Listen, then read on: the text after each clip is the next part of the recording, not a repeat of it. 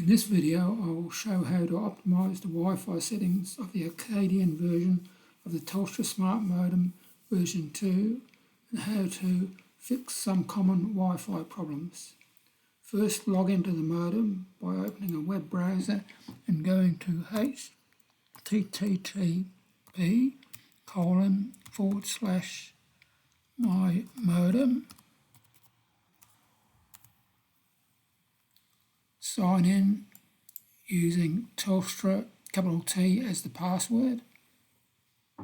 First, I will check which channel has least interference from neighbouring networks by using the modem's inbuilt Wi-Fi scanner. Go to Advanced, Diagnostics, Wi-Fi,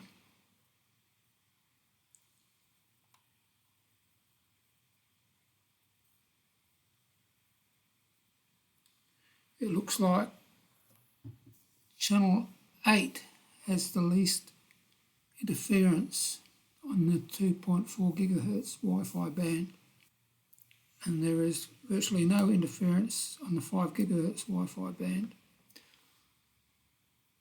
So I'll use channel 8. To change the channel, go to the Wi-Fi settings. On the 2.4 GHz Wi-Fi band, change the channel from auto to channel 8 and save settings.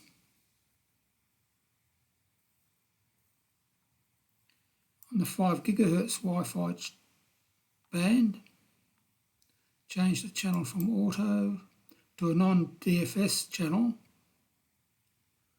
DFS channels tend to increase the latency and cause other problems. Save settings. Another change I'll make is to disable band steering. By default, the modems have band steering on. This means that both Wi-Fi bands use the same Wi-Fi name and password. This can cause problems with some devices. To disable band steering, go to the 2.4 GHz Wi-Fi band and remove the tick next to band steering. Save settings.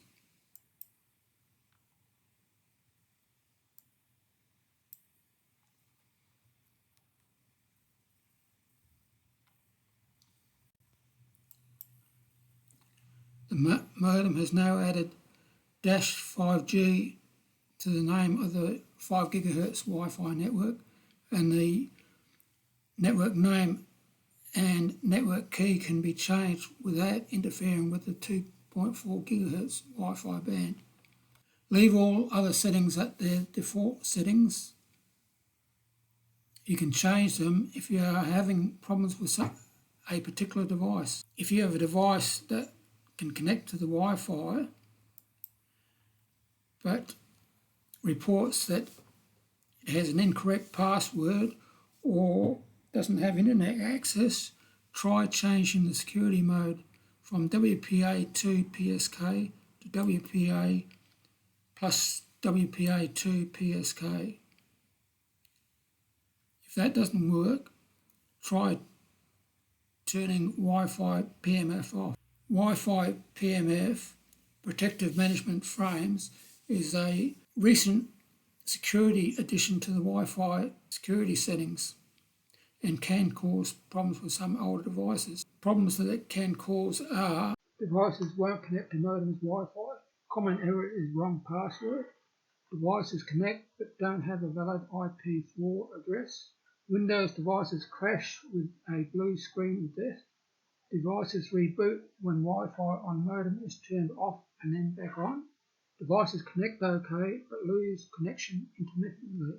If you have any of these problems, try turning Protected Management Frames off.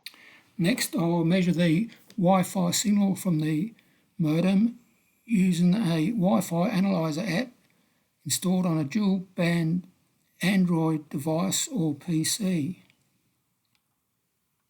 For this test, I will use the Wi-Fi Analyzer by Matt Hafner, which is available free in the Windows Store. Open the app and go to Analyze and check on both Wi-Fi bands that the modem's Wi-Fi signal is transmitting. Each peak in the graph is a Wi-Fi network. The peak with your modem's Wi-Fi name above it is the signal from your modem. The green peak is the signal from my modem's 2.4 GHz Wi-Fi band.